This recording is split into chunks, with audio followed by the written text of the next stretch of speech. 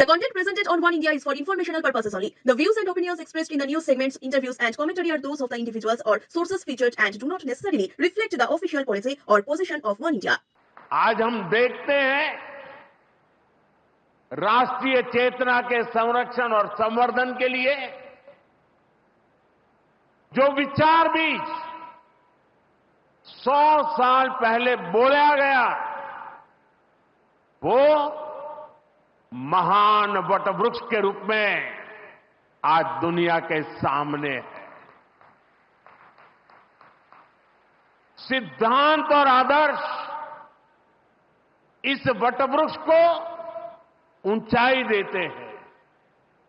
लाखों करोड़ों स्वयंसेवक इसकी टहनी,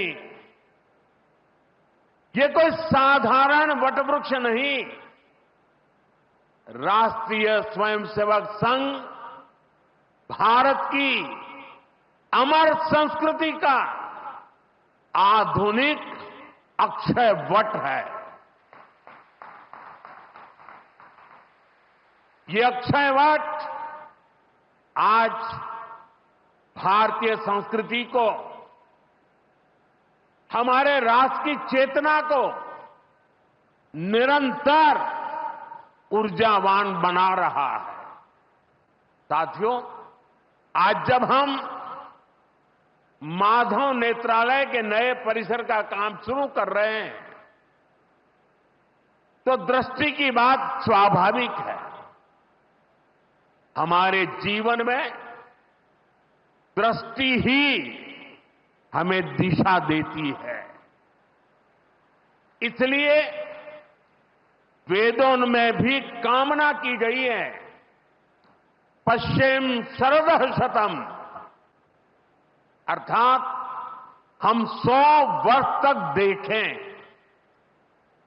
ये दृष्टि आंखों की यानी बाह्य दृष्टि भी होनी चाहिए और अंतःदृष्टि भी होनी चाहिए।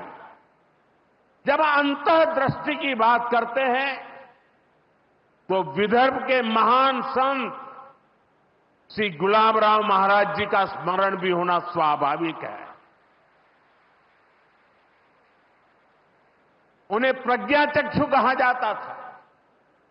बहुत कम आयु में ही उनको आंखों से दिखाई देना बंद हो गया, लेकिन फिर भी उन्होंने अनेकों पुस्तकें लिखी थी।